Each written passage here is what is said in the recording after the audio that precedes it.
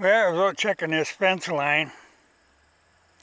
You probably see it right in the bottom of the screen. There's a line.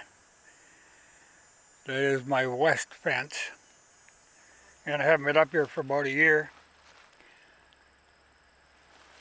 So I was looking it over. But it's about a quarter mile. Not too bad, it runs in a straight line. And it isn't too full of trees. Like right here, there's a patch of trees that it kind of goes through. But otherwise, it's fairly open ground. The only problem is it's tough to get up here. This is kind of a lost world area where I would like, the horses never come up here. I would like to hay this, but I don't know how I could get equipment up here. I'd have to put in a gate in this where I'm standing right now, which is my cousin's pasture. And that could be done, because then I could get in here with a mower. Otherwise, it'd be a tough haul. Because I can barely make it up and down that hill with the M37. So, not really advisable to start trying to haul big equipment through there. It could be done, but baler would be tough. But I will have to come and do some work on this fence line. She's starting to look a little old. I used oak posts when I originally put it in. Then I replaced a bunch of them with railroad ties, but most of them oak ones are kind of going bad now. So it's been, 20 years. So I'll maybe have to get up here yet this year and do that. But this, like I said, it's cousin's pasture, this part here. It's rough ground around here. You gotta kind of pick your trail. But that's the start of my empire. In fact, that line of trees that you see back a ways there, that's the edge of a really steep hill, and my shooting range is right at the bottom of that hill. But I think I'll have to come up here and do some fence work. Not my favorite thing, but I've done a lot of it over the years. Well, we got thunder in the distance, and there are clouds brewing. I was going to wash clothes today, but I decided not to because it's going to rain. So that doesn't pay. Hang them on the line, have them get soaked, or break the line down. But what I was going to talk about, this vice presidential selection for the Democrats. I got quite a kick out of that. It was funny because now when this Harris was selected, my first thought, okay, it was going to be a black woman. Well, it ain't black, but, I guess tannish, but she was an odd choice. But what I thought was interesting was one of the first people to congratulate her was George Soros' son. She's one of their cronies. Like all these mayors and district attorneys and prosecuting attorneys that none of them will do their jobs, she's right in with that bunch. In fact, there's a picture of her shaking his son's hand, and I thought, I think you want to scrub that pretty damn quick. But it's there anyway. But I thought that, right there, if that ain't enough to tell you what's going on, but like I say, this, to me, it's like a little soap opera thing going on. But I think, they had very little chance in the first place, though they seemed to think, oh boy, they really got her sewed up. But people aren't that crazy.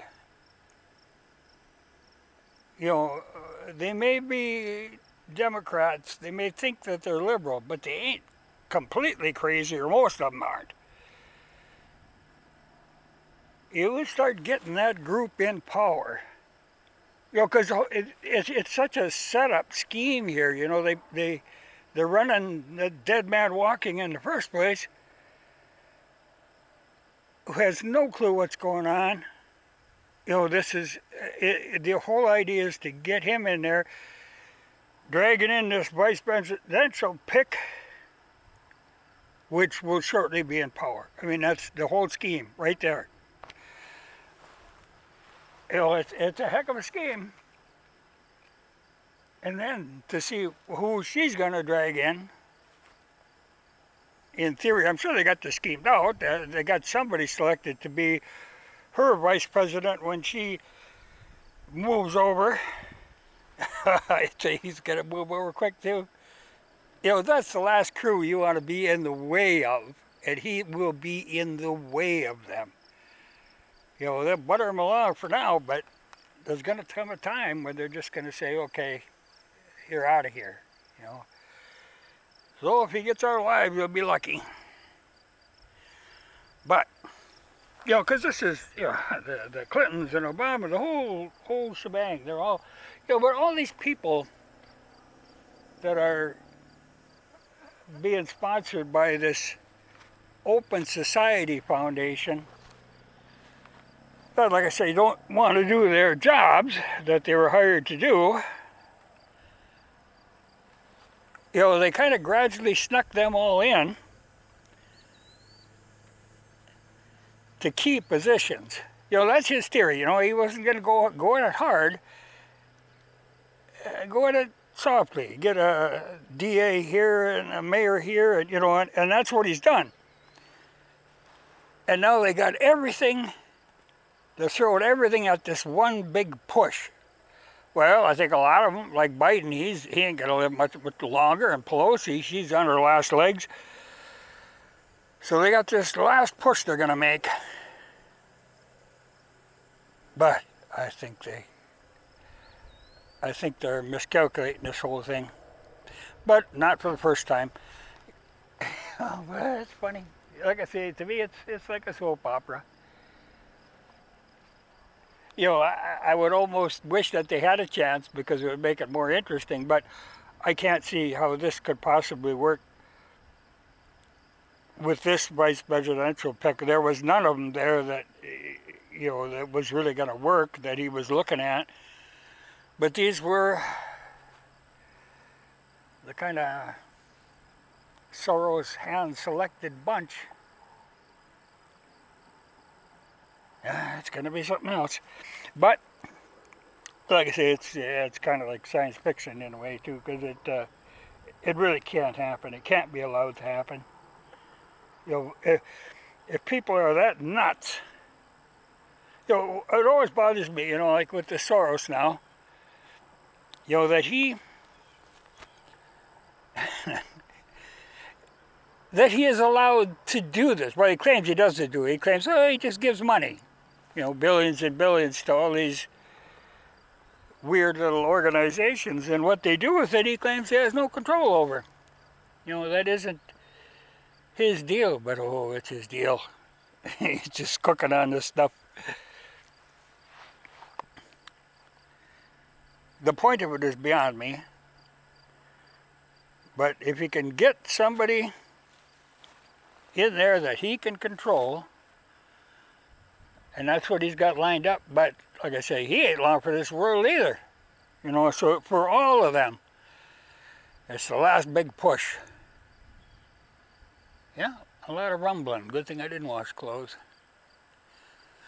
But I can't see it doing anything but fizzling. I don't know how this could possibly work. You know, I just, the odds are so slim. You know, like, I don't know who she's supposed to bring into the ticket. You know, she's well hated, brings a lot of baggage. All they had to bring that up and she's screwed, you know. I see all the news media, the mainstream stuff, which if you're foolish enough to watch, I mean, they're all trying to paint her as this kind of moderate, conservative sort of thing. Oh, she ain't. She's completely opposite of that. She's as liberal as you can get, as radical as you can get. she will say and do anything to get into power. But I think she's bit off more than she can chew here. Yeah, if you could get Biden in, it would be a coup for her, but I can't see how I could possibly get him in there. I mean, it's funny to watch him, but they seriously think, and all these people, where they're running for office. I mean, Soros gets all these people who are never qualified for these jobs, but are easily manipulated. He gets them in there just by throwing a lot of money at them. But that's the same, like with these riots. He claims, that isn't him, but he just gives a lot of money to Black Lives Matter. He can't control what they do with it. Well, he knows darn well what they're doing with it. And conveniently, he had all his prosecutors in place. So, like even in Chicago now, on this last looting spree, that was, no reasoning behind it. But, they're bragging, they arrested 100 people. How many of them people are still in jail? I'd be surprised if any of them. They just cut them loose right away. I mean, and they're out, they'll do it again. But that's just the whole theory behind it. Catch and release. And defund the police so you can't have them getting in the way. It's something else. And it doesn't keep me up at night, but it does entertain me in my odd moments.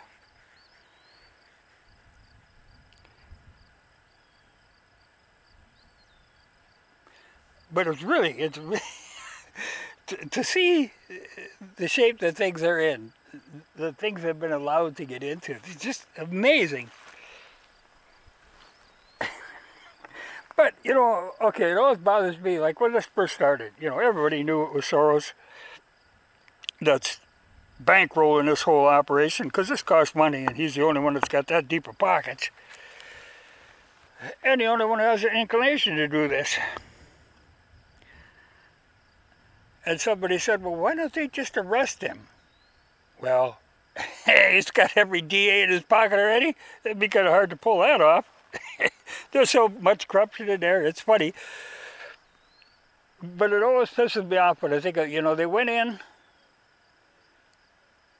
and took out that Iranian general who was causing nobody any problem, who was very well liked. There was no reason for that. It was totally illegal, just totally unacceptable.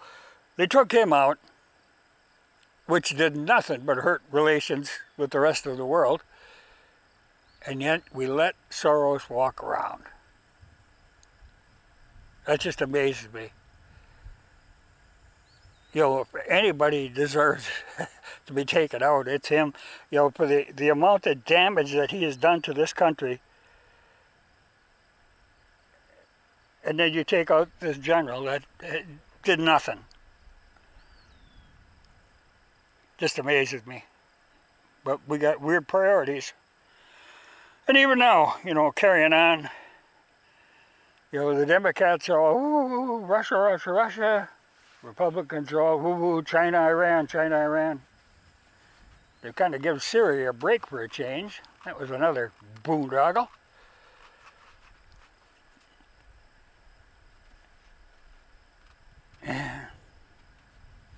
But I'm sure I will be entertained for a while yet. But it's so funny to watch, like these mainstream media outlets, they're building up this Harris like she is the savior to this whole operation. All they have to do is look at her record. All they have to do is talk to people who know her.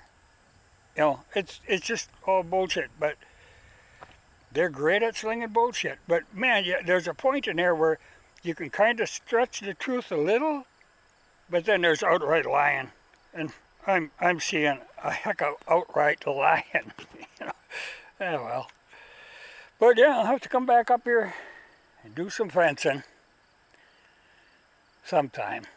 And when I do, I will put in the gate so I will be able to come up here and hey, that's the only way I'm going to get up here with that mower.